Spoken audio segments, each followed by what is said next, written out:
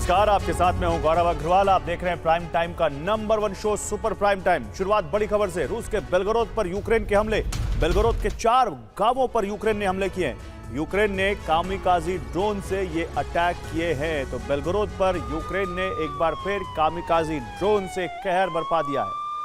Moscow हमले के प्रतिशोध में रूसी सेना ने यूक्रेन के 12 प्रांतों पर अग्निवर्षा कर दी है। लेकिन 7 सितंबर को क्रेमलिन में हुई बैठक के बाद रक्षा मंत्रालय ने आदेश जारी किए और इसके बाद रूसी वायुसेना, मिसाइल फोर्सेज और ड्रोन ब्रिगेड ने यूक्रेन में विध्वंस शुरू कर दिया। यूक्रेन के 7 बड़े शहरों पर ताबड़तोड़ हमले किए गए। हमले इतने जबरदस्त थे कि नेटो का सुरक्षा चक्र भी ध्वस्त हो गया। ईस्टर्न फ्रंटलाइन पर रूस ने कई मोर्चों पर कब्जा कर लिया है। रूस पोक्रोवस्क में जीत के करीब है। पोक्रोवस्क अगर रूस के नियंत्रण में गया तो पुतिन कीव और यूरोप विजय का ऑपरेशन शुरू करने वाले हैं।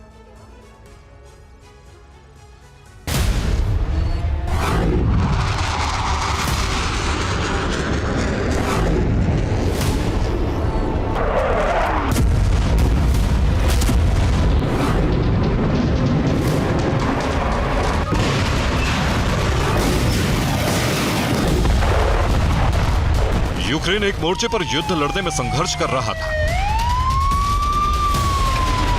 लेकिन उसने रूसी धरती पर नया वॉर फ्रंट इस मकसद से खोला कि रूस पर दबाव बढ़ेगा।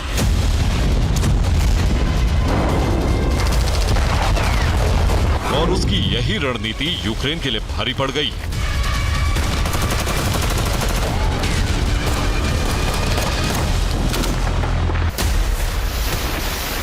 यूक्रेन ने 6 सितंबर को रूस के वोरोनिश, सेंट पीटर्सबर्ग और मॉस्को पर हमले किए।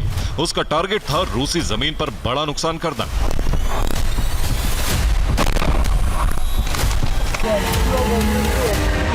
लेकिन जितना नुकसान यूक्रेन ने रूस को पहुंचाया, वो रूस के हमलों के मुकाबले कुछ भी नहीं है। पलटवार में रूसी सेना ने यूक्रेन पर 7 सितंबर को ताबड़तोड़ हमले किए और रूस के कई शहरों में एक साथ विनाश का बवंडर चलने लगा।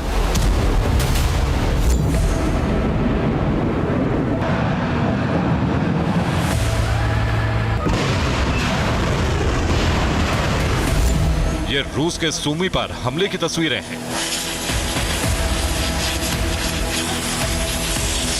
रूस के मिसाइल हमले में सूमी में बहुत बड़ा विनाश हुआ है।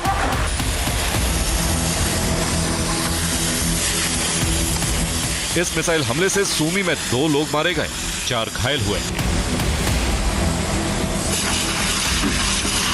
रूस की यह मिसाइल सूमी के रिहायशी इलाके में गिरी और इसके विस्फोट से सूमी के 20 से ज्यादा इलाके क्षतिग्रस्त हो गए।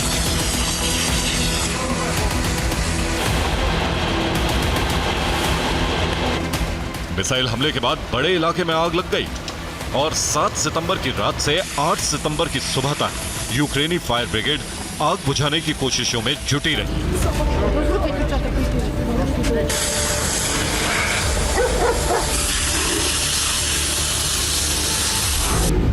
सेंट पीटर्सबर्ग और वोरोनिश पर हमलों का बदला लेने के लिए रूसी वायुसेना और मिसाइल फोर्सेस ने ऑपरेशन चलाया।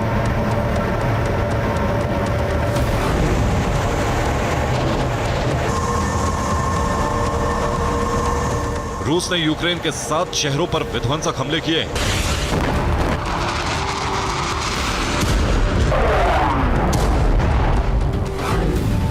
रूस की वायुसेना और मिसाइल फोर्सेस ने सूमी, खार्किव, चासिव यार, चेर्नोबिल, वुल्हेदर, पोक्रोवस्क और सेलिदोव पर मिसाइल ड्रोन हमलों के साथ साथ हवाई बमबारी की है।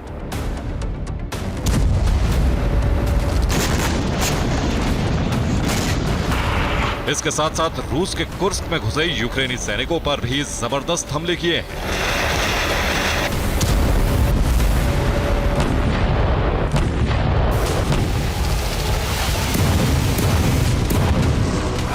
ये कुर्स्क में रूसी सेना के लैंसेट ड्रोन हमले की तस्वीरें हैं। यूक्रेनी सैनिकों को लेकर जा रहे एक सैन्य वाहन पर ड्रोन ब्रिगेड ने कामिकाजी हमला किया और इस हमले में यूक्रेन का एक सैन्य वाहन ध्वस्त हो गया।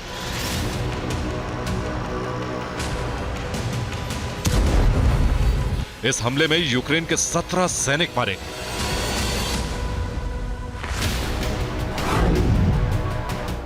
यूक्रेन की ईस्टर्न फ्रंट लाइन पर भी रूस ने ताबड़तोड़ हमले किए। पोक्रोवस्क में यूक्रेन के एक लेपर्ड टैंक को ड्रोन हमले का निशाना बनाया गया।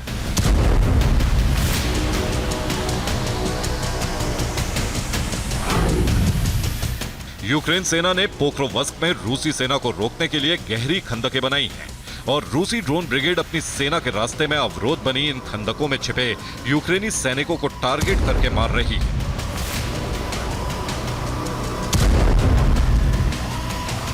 सात सितंबर के हमले में रूसी सेना ने यूक्रेन की एक यूएस मेड होवित्जर गन को भी तबाह कर दिया। यह होवित्जर गन पेड़ों के बीच बनाई गई पोस्ट पर तैनात थी।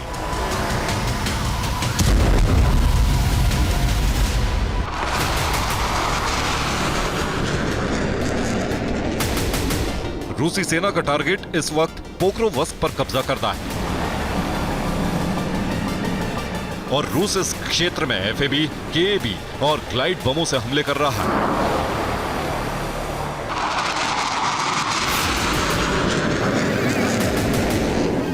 रूस के ये एडवांस बम 50 किलोमीटर तक ग्लाइड कर सकते हैं। रूस ने इन बमों पर एक गाइडिंग सिस्टम और मिसाइल जैसे बड़े पंख लगाकर इसकी रेंज बढ़ा दी।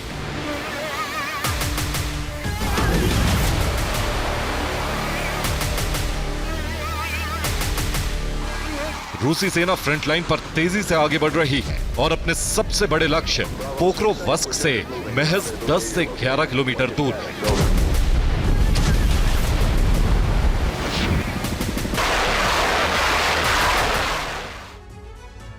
तो रूसी सेना पोक्रोवस्क पर कब्जे की जंग लड़ रही है। इस वक्त रूसी सेना पोक्रोवस्क से केवल 11 किलोमीटर दूर है। बीते 2 हफ्ते से रूसी सेना नोवोहोरोदिव्का में जंग लड़ रही थी। 8 सितंबर की सुबह रूसी सेना को बड़ी जीत हासिल हुई। रूस ने पोक्रोवस्क के करीब इस शहर पर कब्जा कर लिया है और यूक्रेनी सेना ये मोर्चा छोड़कर भाग चुकी है। हालांकि यूक्रेन ने भी इस इलाके में बढ़त बनाई है। यूक्रेन की सेना ने रूस को पोक्रोवस्क के करीब एक मोर्चे से खदेड़ दिया है। रूसी सेना 4 हफ्ते से पोक्रोवस्क से 43 किलोमीटर दूर न्यूयॉर्क नाम के कस्बे में जंग लड़ रही थी।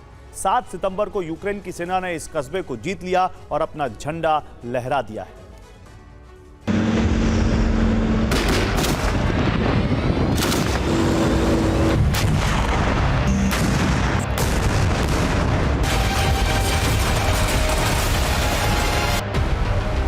यूक्रेन ने न्यूयॉर्क नाम का कस्बा भले ही जीत लिया,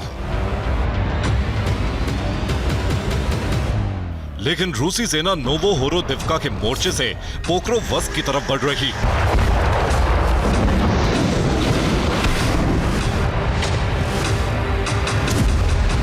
पोक्रोवस्क पर रूसी सेना का कब्जा हुआ तो यूक्रेन के लिए ईस्टर्न फ्रंट लाइन से कनेक्शन कटने जैसा होगा।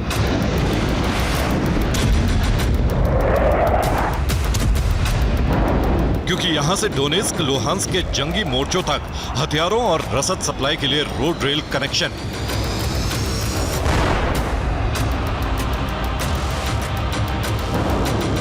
रूस इसी कनेक्शन को काटना चाहता है और इसीलिए यूक्रेन की उन चौकियों पर हमले हो रहे हैं जिनसे रूसी सेना के आगे बढ़ने का रास्ता रोका जा रहा है। इसके साथ ही पोक्रोवस्क से डोनेस्क तक हथियार सप्लाई के काम आने वाले पुलों को भी नष्ट किया जा रहा है।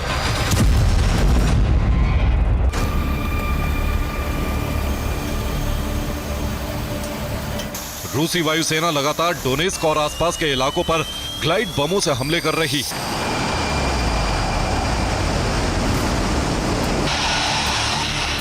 रूस की एयर पावर के सामने यूक्रेन कमजोर पड़ता जा रहा है।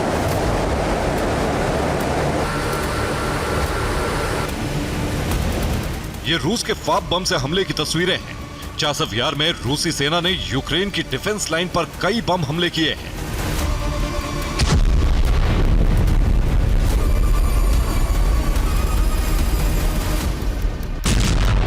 यूक्रेन के 12 प्रांतों को रूस ने बुरी तरह दहला दिया है। रूस के बम हमले इतने तेज हैं कि उनके 500 मीटर के दायरे में भूकंप के झटके महसूस हो रहे हैं।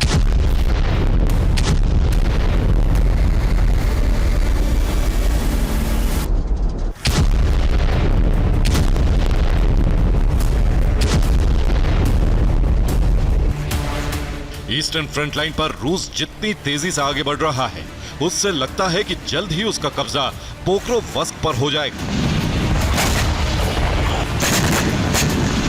और अगर ईस्टर्न फ्रंट लाइन से यूक्रेन का कनेक्शन कटा तो जल्द ही रूस कीव विजय का ऑपरेशन शुरू कर सकता है। Bureau report, TV9 भारतवंश। और कुर्स्क में रूसी वायुसेना की बमबारी, कुर्स्क में यूक्रेनी टुकड़ियों पर बम बरसाए। रूसी सुखोई 34 ने फैब बम बरसाए।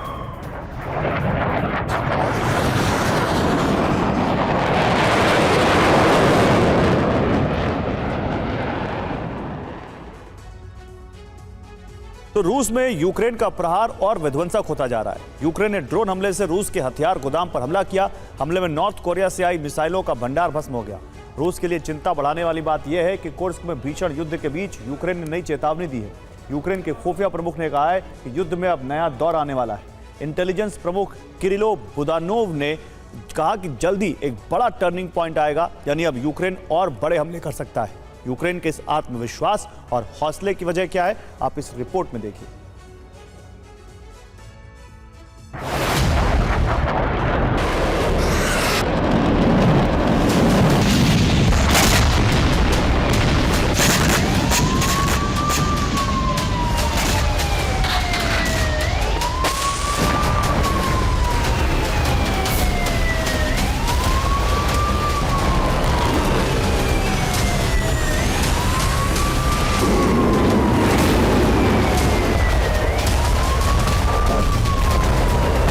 ये युद्ध के नए राउंड का ट्रेलर है।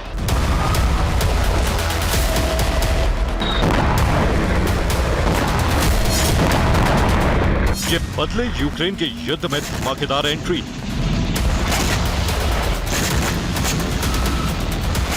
यूक्रेन ने अब तक दुनिया को जितना चौंकाया, उससे भी अधिक हैरानी होने वाली है।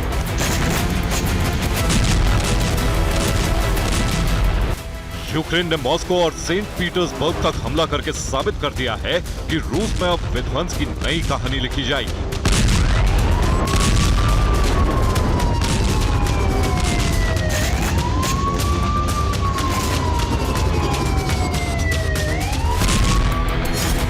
कुर्स्क में हमले से यूक्रेन ने इसका अभ्यास किया है। बेलगोरोद को पूरी तरह तबाह करने का मिशन जारी है। ब्रियांस्क समेत कई इलाकों में अभी और गोलाबारी होगी।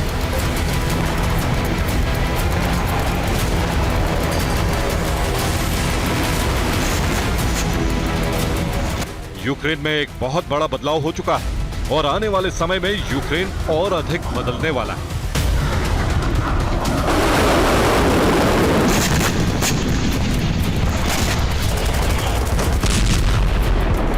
यही वजह है कि यूक्रेन ने एक बार फिर रूस को ललकारा है। यूक्रेन के खुफिया प्रमुख किरिलो बुदानोव ने इस वीडियो से रूस को चेतावनी दी है और कहा है कि युद्ध में बड़ा टर्निंग पॉइंट आने वाला है। युद्ध का नया दौर शुरू होने वाला है। बदलाव का वक्त बेहद करीब आ चुका है।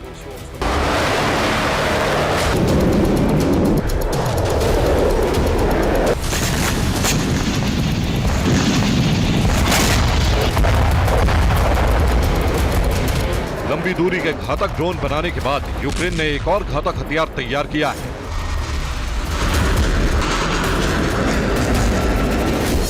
यह हवा से बरसने वाले बम।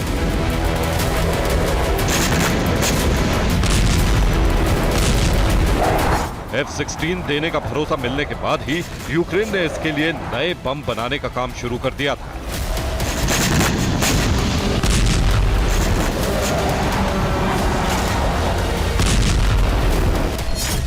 अब रूस की तरह यूक्रेन के पास भी ग्लाइड बम है। यूक्रेन के फाइटर जेट भी रूसी शहरों पर हमला करेंगे। यूक्रेनी जेट को बॉर्डर पार जाने की जरूरत नहीं पड़ेगी।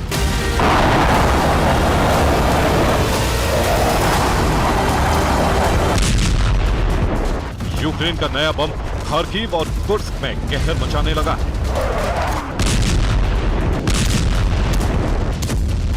यूक्रेन के बम रूस के फाब बम की सीरीज की तरह ही घातक है और सटीक निशाने के साथ प्रहार कर रहे हैं। यूक्रेन ने ग्लाइड बम में रॉकेट बूस्टर लगाया है। बम को ग्लाइड पावर देने के लिए विंग्स लगाए हैं। खास बात तो यह है कि यूक्रेनी ग्लाइड बम की रेंज 65 किलोमीटर है।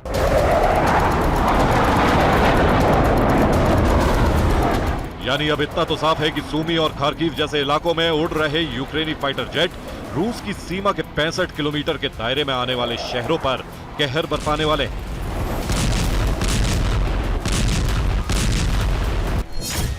यूक्रेन ने फ्रांस के हैमर जैसा बम तैयार किया है। यूक्रेन के ग्लाइड जीपीएस से गाइड होकर सटीक निशाना लगा रहे हैं। अमेरिकी जेडैम किट का भी इस्तेमाल किया जा रहा है।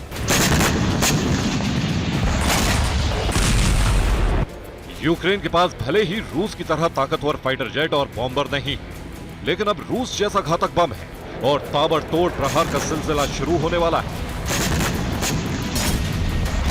नाटो से भी घातक हथियारों की मांग की गई है।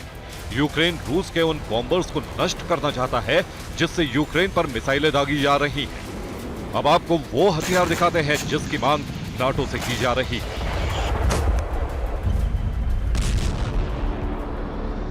और यूक्रेन ने नेटो से टॉमहॉक मिसाइलों की मांग की है। ये मिसाइलें 1.5 से 2,500 किलोमीटर दूर तक प्रहार करने में सक्षम है। 900 किलोमीटर प्रति घंटे की रफ्तार से हमला करने वाली ये मिसाइल 450 किलो के वॉरहेड से धमाका करती है।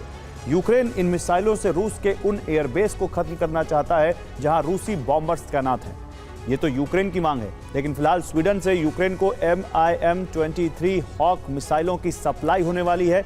ये जमीन से हवा में प्रहार करने वाली मिसाइलें हैं और इससे यूक्रेन का एयर डिफेंस मजबूत होगा। इसकी रेंज 45 से 50 किलोमीटर है, लेकिन रफ्तार बेहद तेज है। ये रफ्तार 2950 किलोमीटर से हमला करने वाली मिसाइलें हैं। सॉलिड फ्यूल इंजन वाली मिसाइलों से एयरक्राफ्ट और दूसरी मिसाइलों को गिराया जा सकता है। इटली से यूक्रेन को SAMP-T एयर डिफेंस मिलने वाली है। इसकी मिसाइलें एयरक्राफ्ट और ड्रोन के अलावा क्रूज और बैलिस्टिक मिसाइलों को गिराने की ताकत रखती हैं। 5000 किलोमीटर प्रति घंटे की से भी तेज रफ्तार से ये मिसाइलें 100 किलोमीटर की रेंज में हमला करती हैं।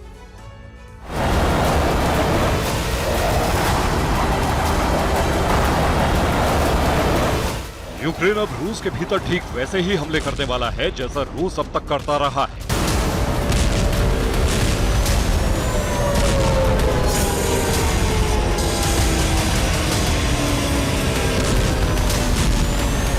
रूस के कई तेल डिपो को भस्म किया जा चुका है। अभी ऐसी और तबाही होने वाली है। रिपोर्ट के मुताबिक यूक्रेन के हमले से रूस का 1 लाख टन तेल जल गया है। यूक्रेन के ड्रोन हमलों ने रूस को बड़ा आर्थिक नुकसान पहुंचाया है। रूस अब जमीन के भीतर तेल डिपो बनाने के लिए मजबूर है। यूक्रेन ने हथियार बनाने का काम तो बखूबी किया है, लेकिन इतने लंबे युद्ध के बाद सैनिकों की भारी कमी है। लेकिन नाटो इस कमी को पूरा कर रहा है। एक रिपोर्ट के मुताबिक कुर्स्क में पोलैंड और जर्मनी के सैनिक युद्ध लड़ रहे हैं। ब्रिटेन ने भी अपने सैनिकों को कुर्स्क भेजा है। फ्रांस के सैनिकों की मौजूदगी के सबूत खुद रूस दिखा चुका है।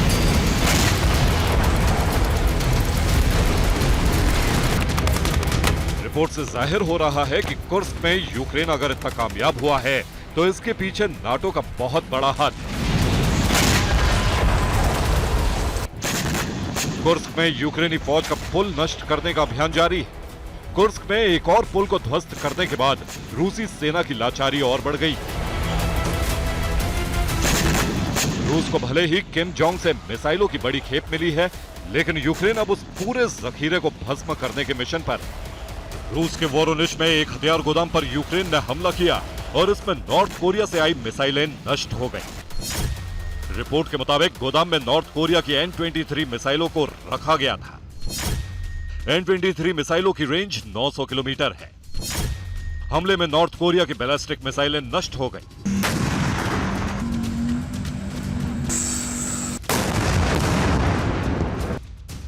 सैटेलाइट इमेज से पता चला है कि वोरोनिच में यूक्रेन के हमले के बाद कितनी भयंकर आग लगी और मिसाइलों की वजह से भयंकर धमाके हुए। बेलगोरोद में भी धमाकों का दौर जारी है। यूक्रेन ने एक बार फिर बेलगोरोद में भारी गोलाबारी की और ड्रोन से हमले किए। यूक्रेनी रक्षा मंत्रालय ने रूस को बहुत बड़े नुकसान का दावा किया है। रूस के कई टैंक और बख्तरबंद वाहनों को तबाह कर दिया गया है। लेकिन दुनिया को इंतजार अब उस भीषण जंग का है जिसका जिक्र यूक्रेनी इंटेलिजेंस चीफ ने किया है। माना जा रहा है कि नाटो देशों से हथियारों का बहुत बड़ा जखीरा आ रहा है और बर्फबारी शुरू होने के बाद आसमानी जंग शुरू होगी। रूस यूक्रेन की बिजली सप्लाई रोकने के लिए हमले करेगा, तो वहीं यूक्रेन भी रूस को इन सर्दियों में बहुत बड़ा जख्म देने के लिए तैयार है। Bureau report, TV9 Bharatvarsh. और कुर्स्क में रूस यूक्रेन की भीषण जंग, रूसी आर्टिलरी के यूक्रेनी फौज पर हमले, यूक्रेन के कई सैन्य वाहन और पोस्ट नष्ट हो गए।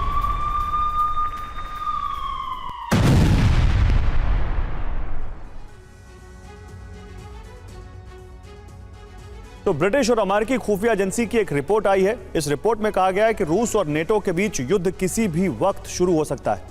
रूसी सेना ने यूरोप में मौजूद 5 नेटो देशों पर हमला करने की तैयारी पूरी कर ली है और इस बीच पोलैंड ने जो ऐलान किया है वही यूरोप विनाश का सबसे बड़ा कारण बनने जा रहा है। 24 घंटे के अंदर 5 बड़ी खबरें आई और इसी के साथ महाविनाश का सबसे बड़ा सायरन बजने लगा।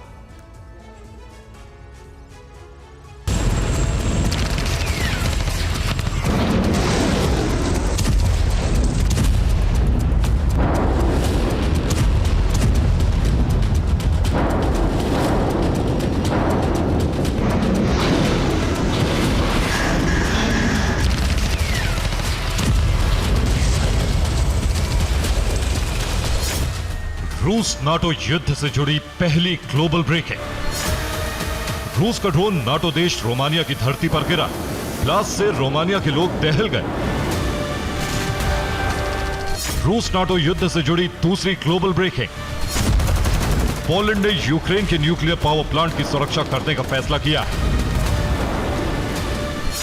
रूस नाटो युद्ध से जुड़ी तीसरी ग्लोबल ब्रेकिंग। पोलैंड ने हवा में ही रूस की मिसाइलों और ड्रोन को तबाह करने की तैयारी कर ली है। रूस नाटो युद्ध से जुड़ी चौथी ग्लोबल ब्रेकिंग। CIA ने अपनी रिपोर्ट में कहा है कि रूस और नाटो के बीच युद्ध कभी भी शुरू हो सकता है। रूस नाटो युद्ध से जुड़ी 5वीं ग्लोबल ब्रेकिंग। रूस की नॉर्दर्न फ्लीट ने अब तक का सबसे बड़ा युद्ध अभ्यास शुरू कर दिया है। 24 घंटे के अंदर ये 5 ग्लोबल ब्रेकिंग न्यूज आई और इसी के साथ दुनिया पर महायुद्ध का खतरा मंडराने लगा। सवाल यही है कि क्या रूस और नाटो में जंग शुरू होने जा रही है? क्या एटमी जंग बहुत निकट आ गई है? क्या महायुद्ध की शुरुआत पोलैंड पर हमले के साथ होगी?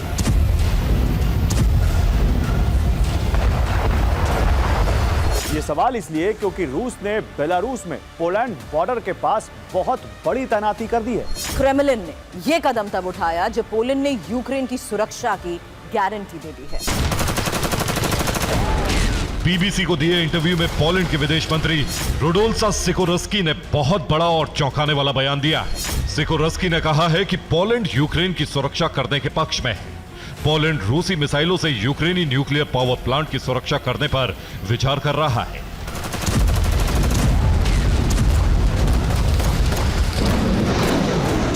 माना जा रहा है कि इस बाबत पोलैंड बहुत जल्द आधिकारिक घोषणा कर सकता है। पोलैंड न सिर्फ यूक्रेनी पावर प्लांट की सुरक्षा करेगा, बल्कि पोलैंड की सीमा तक आने वाली रूसी मिसाइलों को भी तबाह कर सकता है। जाहिर है, अगर पोलैंड ने ऐसा किया तो उसी वक्त रूस पोलैंड के खिलाफ सैन्य अभियान शुरू कर देगा। तो पोलैंड रूस की उन मिसाइलों से परेशान है जो उसके बॉर्डर के पास आ रही हैं। दरअसल लवीव में रूसी सेना विध्वंसक हमले कर रही है।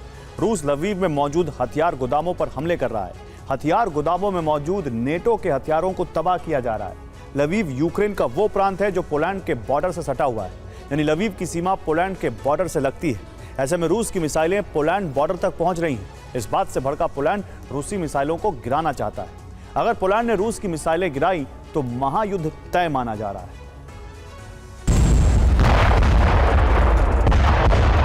पोलैंड ने आक्रामक रुख अख्तियार कर लिया है। वो रूसी मिसाइलों और ड्रोन को गिराना चाहता है। इसके लिए पोलैंड ने पूरी तैयारी कर ली। एक हफ्ते के अंदर ही पोलैंड ने अपने radar station, air defence system, command centre और इलेक्ट्रॉनिक वॉरफेयर सिस्टम को एक्टिव कर दिया है। पोलैंड ने यह तैनाती रूस के खिलाफ की है। इतना ही नहीं, पोलैंड ने 24 लड़ाकू विमानों को अलर्ट मोड में रखा है ताकि रूस के किसी भी एक्शन को काउंटर किया जा सके।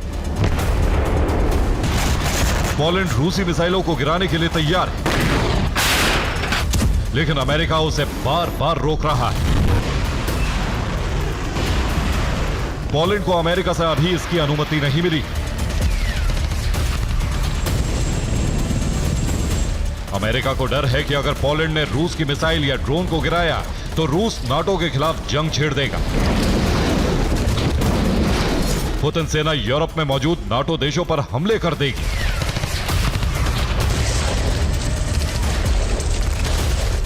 Institute for the study of war की रिपोर्ट के मुताबिक रूस 5 नाटो देशों पर हमला कर सकता है। शुरुआत पोलैंड से होगी, इसके बाद फिनलैंड, एस्टोनिया, लातविया और लिथुआनिया पर हमले की आशंका है।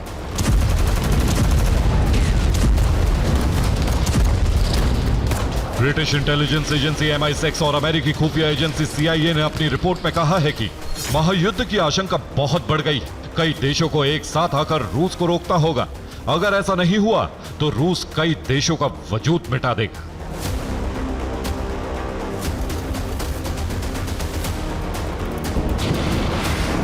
MI6 और CIA की इस रिपोर्ट के बाद नाटो ने रूस के खिलाफ युद्ध की तैयारी तेज कर दी।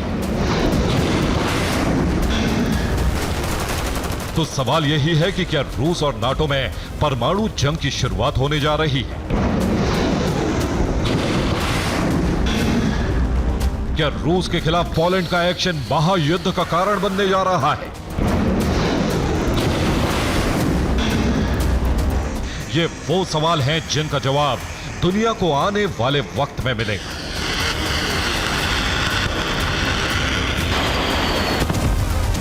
Bureau report, TV9 Bharatvarsh. और मिकोलेवका में रूस का मिसाइल हमला, एक होटल पर गिरी रूस की मिसाइल। रूस के मिसाइल हमले में 2 लोगों की मौत।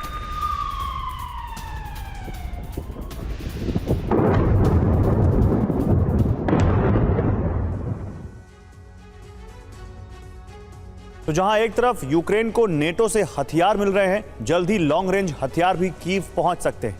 ऐसे में पुतिन ने भी लंबे युद्ध की तैयारी शुरू कर दी है। पुतिन ने गठबंधन बना लिया है जिसमें चीन, नॉर्थ कोरिया और ईरान अब यूक्रेन में तबाही के लिए रूस को हथियार भेजते रहेंगे। ईरान ने शाहिद ड्रोन के अलावा एक मीडियम रेंज मिसाइल की खेप भी भेज दी है, जिससे आने वाली सर्दियों में पुतिन यूक्रेन को खाक में मिला सकते हैं।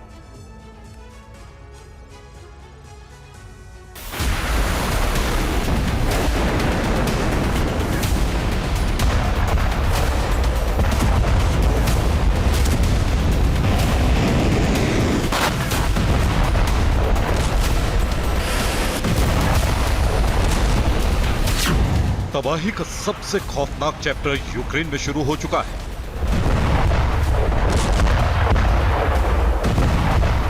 कुर्स्क पर यूक्रेन के कब्जे से रूस बौखला रहा है।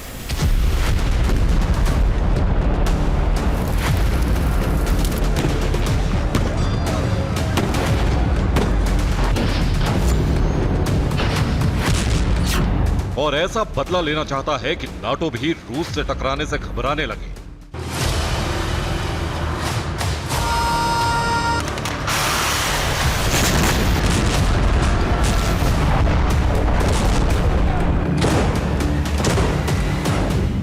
क्योंकि अब रूस ने ऐसा गठबंधन तैयार किया है जिसमें चीन, ईरान और नॉर्थ कोरिया शामिल है और ये अमेरिका के दुश्मनों की लिस्ट में टॉप पर आते हैं। इस गठबंधन के सहारे पुतिन अमेरिका को सीधा चैलेंज कर रहे हैं। खास बात यह कि जिस तरह नाटो सदस्य देश संकट के वक्त एक दूसरे की सैन्य मदद करते हैं,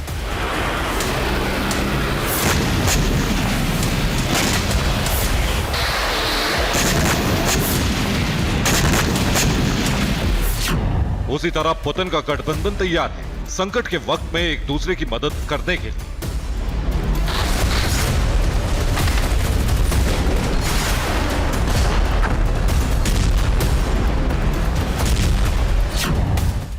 इसके लिए सबसे पहले ईरान आगे बढ़ा है। ईरान ने फतह मिसाइल की खेप रूस को भेज दी है। ये रिपोर्ट क्रेमलिन के अंदर से सामने आई है। हालांकि पहले ईरान शहीद ड्रोन रूस को दे चुका है, जिससे रूस ने कीव तक भारी तबाही मचाई थी।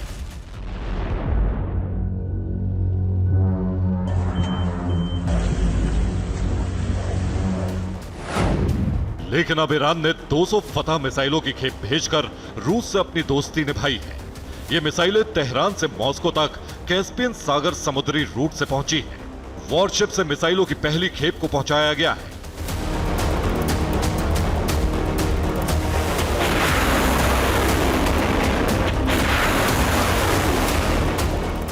ईरान से मिसाइल मिलने के बाद से कीव से लेकर पेंटागन तक खौफ फैल गया है, क्योंकि रूस के पास पहले से ही नॉर्थ कोरिया से आई मिसाइलों की खेप है। अब ईरान की मिसाइलों से रूस बड़े प्रहार की तैयारी कर रहा है।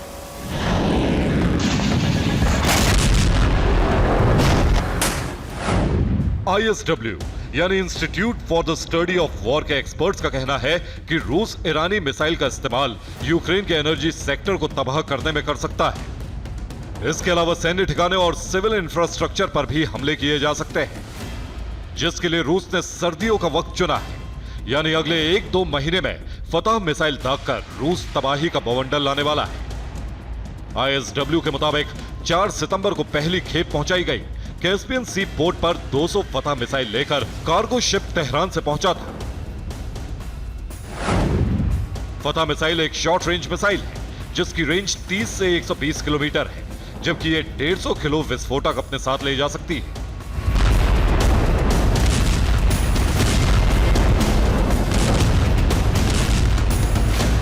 रूस ने मिसाइलों को युद्ध के मैदान में डिप्लॉय कर दिया है। इसके तुरंत बाद कीव की तरफ से धमकी दी गई है। यूक्रेन के रक्षा मंत्री रुस्तम उमेरोव ने कहा,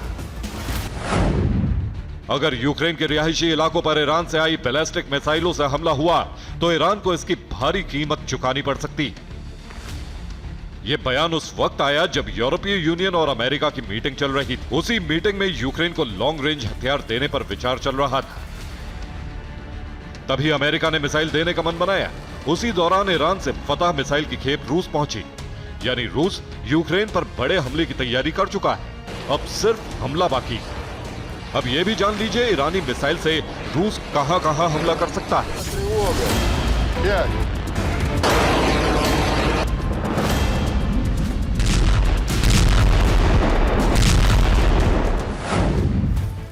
सूमी, Kharkiv, Luhansk, Donetsk, Kherson, Zaporizhzhia, Odesa और मोल्दोवा तक रूस की मिसाइल तबाही मचा सकती है। यानी कुर्स्क का बदला रूस 10 से ज्यादा इलाकों पर हमला करके लेकर रहेगा, फिर चाहे यूक्रेन लॉन्ग रेंज हथियार लेकर रूस पर हमला ही क्यों ना कर दे।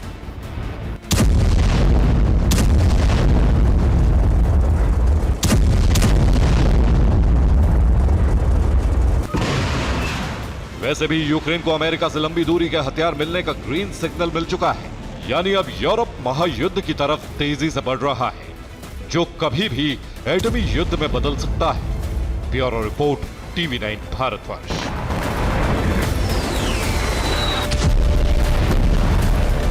और दुनिया में कुछ चुनिंदा ही मुल्क हैं जिनके जंगी खाने में हाइपरसोनिक हथियार की खेप है, और इस फहरिस्त में शामिल हैं रूस और चीन, जिनके पास एयर टू एयर या फिर एयर टू सरफेस मार करने वाली हाइपरसोनिक मिसाइलें। मगर अब इन देशों की फहरिस्त में अमेरिका भी शामिल हो चुका है, जिसने हाल ही में सरफेस टू एयर मार करने वाली हाइपरसोनिक मिसाइल का टेस्ट किया, वो भी मैक 7.2 की विध्वंसक रफ्तार के साथ। ऐसे में सवाल खड़ा होता है कि रूस यूक्रेन जंग के बीच बाइडेन ने हाइपरसोनिक प्रोजेक्ट को एक्टिवेट क्यों किया? कैसे अमेरिका का हाइपरसोनिक ब्रह्मास्त्र दुश्मन को परास्त करेगा? देखिए इस रिपोर्ट में।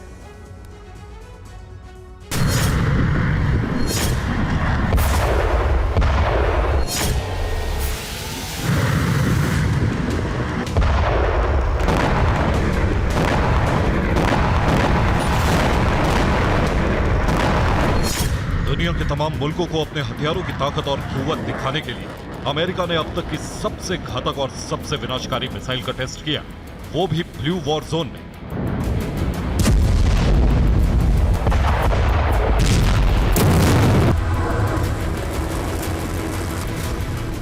अमेरिकी वायुसेना ने नॉर्वे में एक विनाशक प्रोजेक्ट को एक्टिव किया है, जिसके तहत हाइपरसोनिक मिसाइल बोल्ट 1B का टेस्ट किया। हाइपरसोनिक मिसाइल ने 254 किलोमीटर की उड़ान भरी। आसमान में मिसाइल की रफ्तार मैक 7.2 थी, जिसका मतलब करीब 8,900 किलोमीटर प्रति घंटा।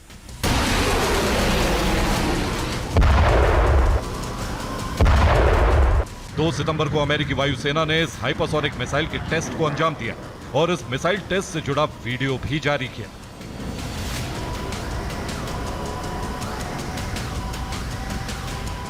आपको बता दें कि आवाज की गति से 5 गुना तेज रफ्तार हाइपरसोनिक मानी जाती है और अमेरिका ने जिस बोल्ट 1B मिसाइल का टेस्ट किया है उसने मैक 7.2 की रफ्तार पकड़ी। बस इसी मिसाइल टेस्ट के साथ ही super power America hypersonic missile वाले मुल्कों की फहरिस्त में शामिल हो गया।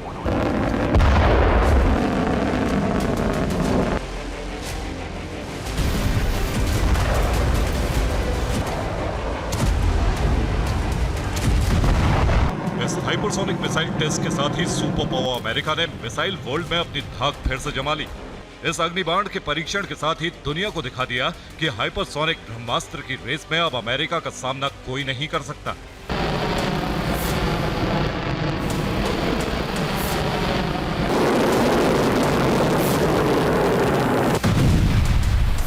हैरान करने वाली बात यह है कि कुछ वक्त पहले अमेरिका ने आसमान में प्रहार करने वाली हाइपरसोनिक मिसाइल का टेस्ट किया था। हालांकि वो सफल नहीं रहा, मगर इसके बाद पेंटागन ने अंडर वाटर हाइपरसोनिक मिसाइल के टेस्ट की तैयारी शुरू की।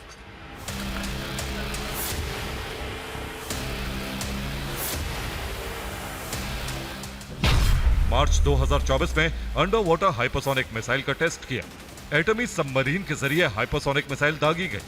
अमेरिकी राज्य इंडियाना के नेवल बेस पर मिसाइल का टेस्ट हुआ।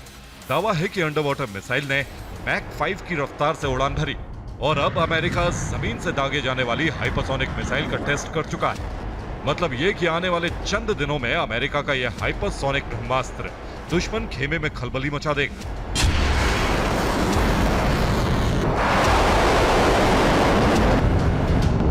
इसके एक प्रहार से बैटल ग्राउंड थर्रा जाएगा और सबसे अहम ये कि मैक 7.2 की रफ्तार से उड़ने वाली इस मिसाइल को कोई रडार सिस्टम या फिर डिफेंस सिस्टम पकड़ भी नहीं पाएगा।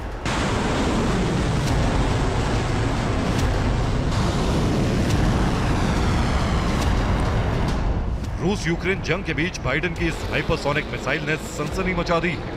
क्रेमलिन में हड़कंप मच गया है, क्योंकि पहले तो अमेरिका ने नाटो के देश नॉर्वे में हाइपरसोनिक मिसाइल का टेस्ट किया और दूसरा ये कि अब तक रूस हाइपरसोनिक मिसाइलों का दम दिखा रहा था, मगर अब अमेरिका ने भी अपनी जंगी खाने में हाइपरसोनिक मिसाइल की खेप तैयार कर ली।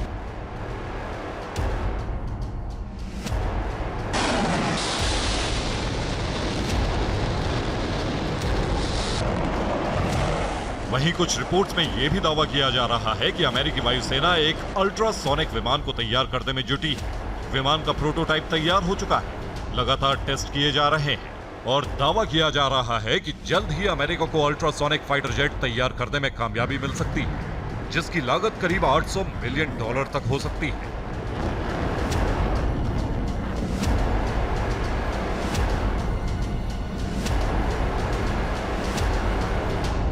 मतलब ये कि दुनिया के ताकतवर देशों में हाइपरसोनिक हथियारों को लेकर कोल्ड वॉर शुरू हो चुकी है।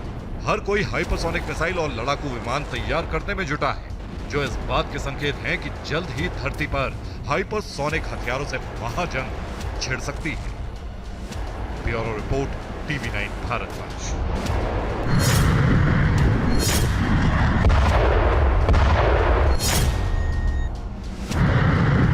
लाल सागर खौल रहा है। हूती ने 8वें अमेरिकी रीपर ड्रोन का शिकार करके लाल सागर में जलजला ला दिया और बाइडेन को बड़ी चुनौती दे दी। तो क्या लाल सागर में हूती के विध्वंसक हमलों के आगे अमेरिका लाचार हो गया? क्या अमेरिका अब हूती पर बड़ा हमला करेगा? क्या इस्लामिक देश मिलकर अमेरिका और इजरायल के खिलाफ बड़ी जंग का आगाज करेंगे?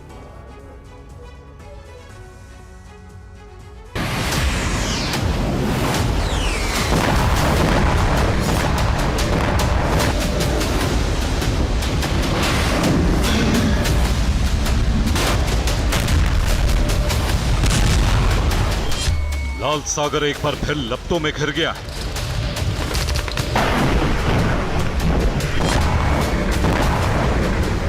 लाल सागर की जंग और विध्वंसक हो गई।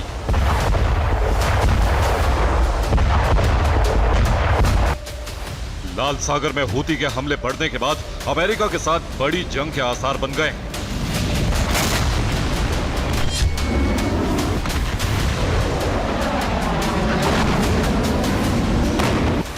क्या लाल सागर में हूती के हमलों के आगे लाचार है अमेरिका?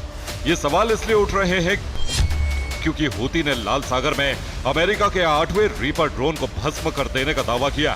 दावों के मुताबिक ये अमेरिका का MQ-9 निगरानी ड्रोन था, जिसे रविवार सुबह हूती ने मार गिराया। हूती लड़ाकों ने यमन के मारिब प्रांत में उड़ रहे ड्रोन को निशाना बनाया। अमेरिका को हूती के इस हमले से अरबों का नुकसान होने का दावा किया जा रहा है। एक MQ-9 ड्रोन की कीमत लगभग $3 करोड़ यानी 2.5 अरब रुपए होती है। ये ड्रोन 50,000 फुट तक की ऊंचाई पर लगातार 24 घंटे तक उड़ान भर सकता है।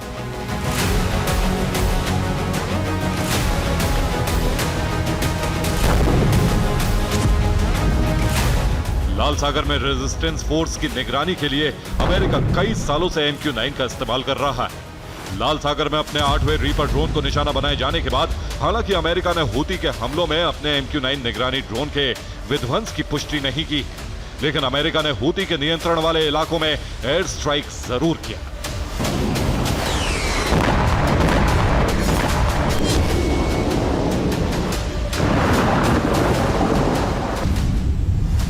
यमन में हूती के ठिकानों पर अमेरिका ने ब्रिटेन की सेना के साथ मिलकर एयर स्ट्राइक की, जिसमें एक साथ 3 कमांड सेंटर्स को तबाह करने का दावा किया।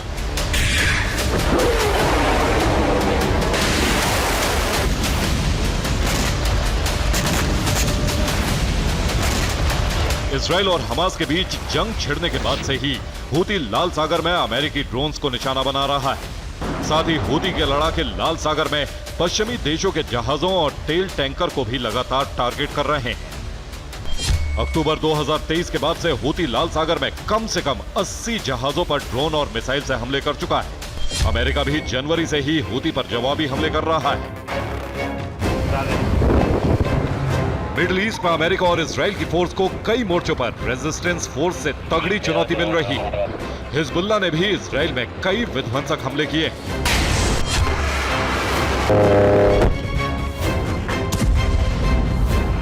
उत्तरी इजराइल के नौरा में हिजबुल्लाह ने हवाई हमले करके इजरायली सेना को बड़ा नुकसान पहुंचाने का दावा किया।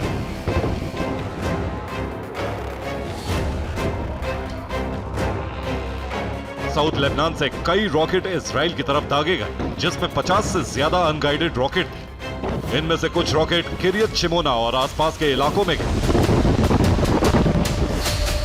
इजराइल के गलीली में भी हिजबुल्लाह ने ड्रोन से अटैक किया, जिसके बाद 2 सुसाइड ड्रोन्स इजरायली बेस पर गिरे। इसके बाद इजरायली सैन्य ठिकाने पर धमाके हुए। दरअसल लेबनान पर इजराइल के विध्वंसक हमलों के बाद से हिजबुल्लाह के सामने आर या पार के हालात हैं।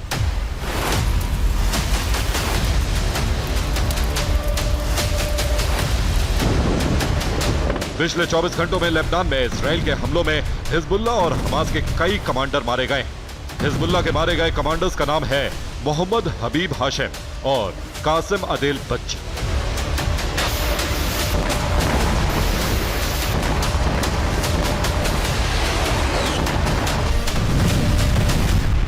इसके अलावा गाजा में इजराइल के हवाई हमलों में PIJ यानी फिलिस्तीन इस्लामिक जिहाद बटालियन के 2 कमांडर भी हमलों में मारे गए।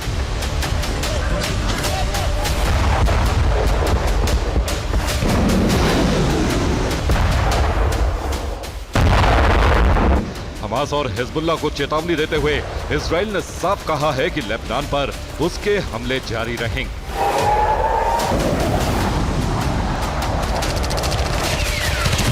मिडिल ईस्ट में बारूदी विध्वंस के बीच तुर्की ने इस्लामिक देशों का संगठन बनाकर अमेरिका और इजराइल पर हमले का प्रस्ताव दिया है।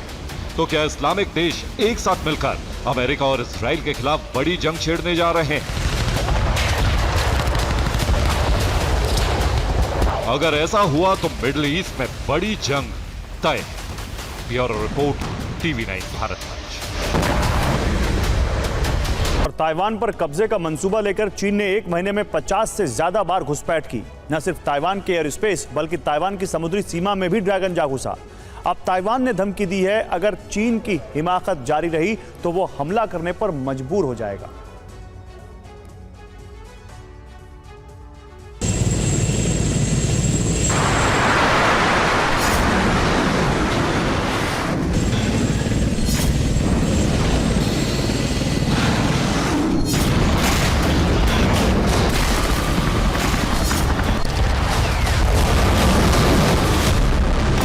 न सुधरा है न सुधरेगा चीन। ताइवान को हड़पने के लिए फिर बनाया प्लान।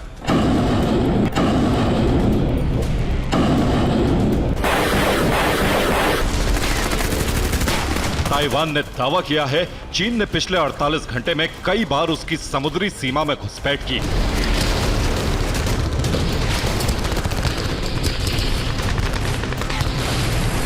नौ मिलिट्री एयरक्राफ्ट, 7 छोटे जहाज, 1 एयरक्राफ्ट कैरियर।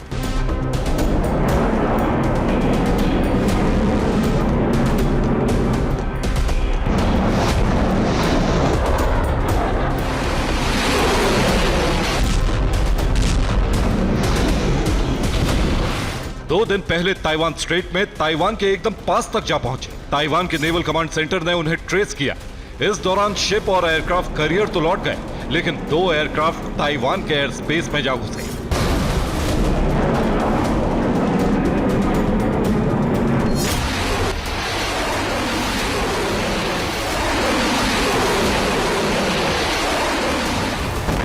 ताइवान स्ट्रेट की मीडियन लाइन से काफी आगे तक जा पहुंचे।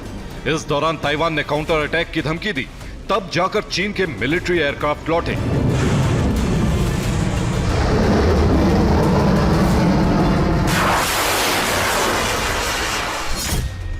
दरअसल ये एक बड़े युद्ध का रिहर्सल था। चीन को जानना है कि अगर ताइवान में चीनी घुसपैठ होती है तो ताइवान कैसे रिएक्ट करेगा। इसी तरह से चीन बड़े युद्ध की तैयारी कर रहा है, क्योंकि वो हमेशा से ताइवान को अपना हिस्सा मानता आया है, इसलिए उस पर कब्जा करना चाहता है।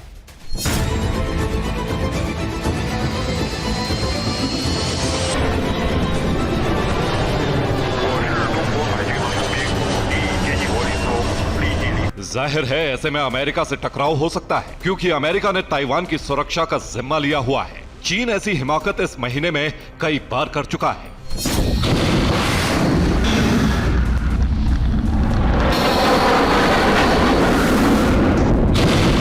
पिछले 1 महीने में 92 एयरक्राफ्ट ताइवान की सीमा में घुस चुके हैं, जबकि 55 शिप ताइवान के चारों ओर चक्कर लगा चुके हैं। और अब आपको एक ऐसे देश ले चलते हैं जहां तूफान ने भयंकर तबाही मचाई।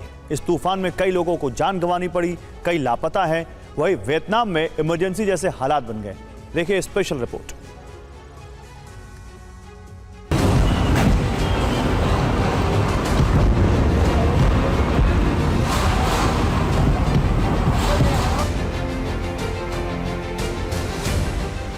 बड़े बड़े मकान हिल गए,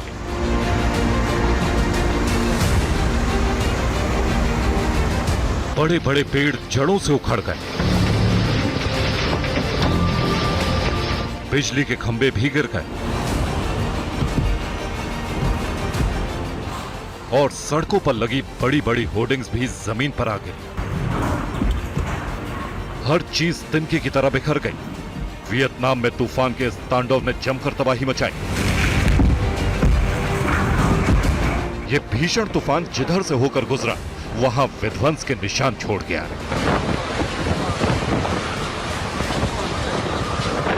यागी नामक इस तूफान ने शनिवार दोपहर को वियतनाम के उत्तरी तटीय प्रांतों में दस्तक दी थी।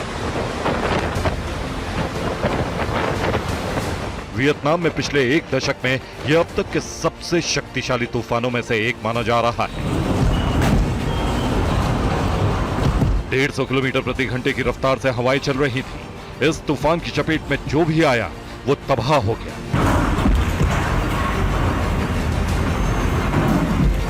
हर चीज को यह तूफान अपने साथ उड़ाकर ले गया।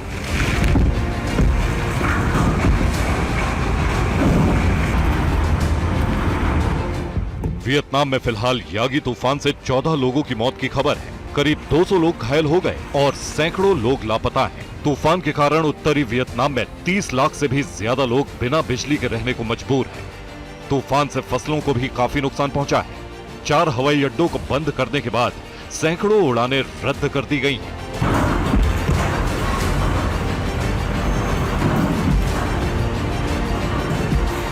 यागी तूफान के बाद भारी बारिश, बाढ़ और लैंडस्लाइड की चेतावनी जारी की गई है। सेना और पुलिस बलों के साथ स्थानीय निकायों के कर्मचारी राहत बचाव में रात दिन जुटे हुए हैं।